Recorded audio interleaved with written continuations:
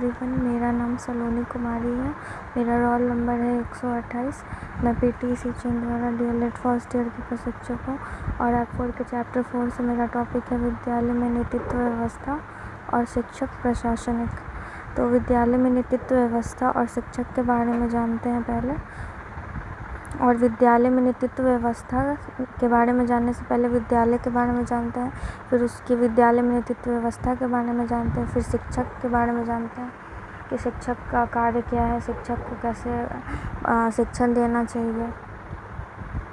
विद्यालय एक संस्था है जहाँ बच्चों को शिक्षा दी जाती है और उनके सर्वांगीण विकास का ध्यान रखा जाता है।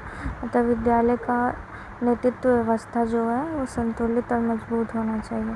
विद्यालय की नेतृत्व व्यवस्था में प्रशासन, समाज, शिक्षण शास्त्र और परिवर्तनकारी का अहम भूमिका होता है। जो नियम इनके द्वारा बनाया जाता है उसके आधार पर शिक्षक को शिक्षण कार्य करना होता है। तो शिक्षण के लिए जो सबसे ज़्यादा ज़रूरी होता है शिक्षक, इसलिए शिक्षक को हमेशा सीखने के लिए तैयार व तत्पर रहना चाहिए।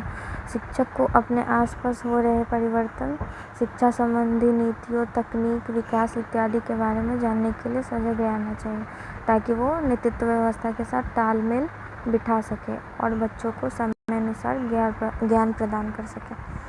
अब प्रशासनिक के बारे में जानते हैं। प्रशासनिक क्या है, प्रशासनिक के कार्य क्या है, प्रशासनिक के अभिलेख क्या है, प्रशासनिक होता क्या है।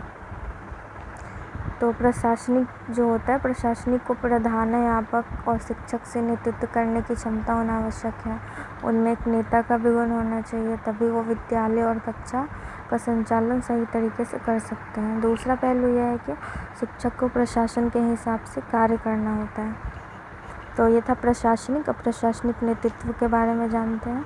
तो प्रशासनिक नेतृत्व में प्रबंधन के विभिन्न पहलुओं, इसके सिद्धांतों और दबाव के संचालन के महत्व को समझाने में मदद करना होता है। प्रबंधन को प्रभावित करने वाले कारक पर प्रतिभागियों की समझ को सुदृढ़ करने में भी ध्यान देना होता है। प्रशासनिक नेतृत्व के तहत समय प्रबंधन को भी महत्व देना, विशेषताएं या लाभ बताना आवश्यक होता है। प्रभावी प्रबंधन को प्रभावित करने वाले कारकों को समझाना आवश्यक है। तो प्रशासनिक नेतृत्व में ये सब आते हैं। प्रशासनिक नेतृत्व के अनुसार अपने दायित्वों का निर्वर्तन पहले करना होगा, तभी दूसरों के लिए आदर्श बन सकते हैं एवं विद्यालय का सर्वांगीण विकास करने में समर्थ हो सकेंगे। लक्ष्य की प्राथमिक उद्देश्य होना चाहिए। इसके अतिरिक्त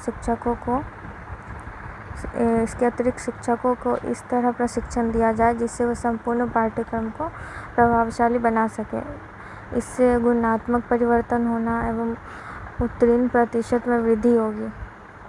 हर स्तर पर उद्देश्य प्राप्ति की इच्छा एवं उपलब्धि प्राप्त हेतु शिक्षकों में लगातार परिवर्तन लिया जा सकता है जिससे वो अपने लक्ष्यों को प्राप्त कर सके। तो यह था प्रशासनिक नेतृत्व। अब प्रशासनिक अभिलेख और प्रशासनिक कार्य जानते हैं। तो प्रशासनिक अभिलेख हैं जैसे कि विद्यालय योजना, दूसरा है विद्यार्थी प्रवेश रजिस्टर।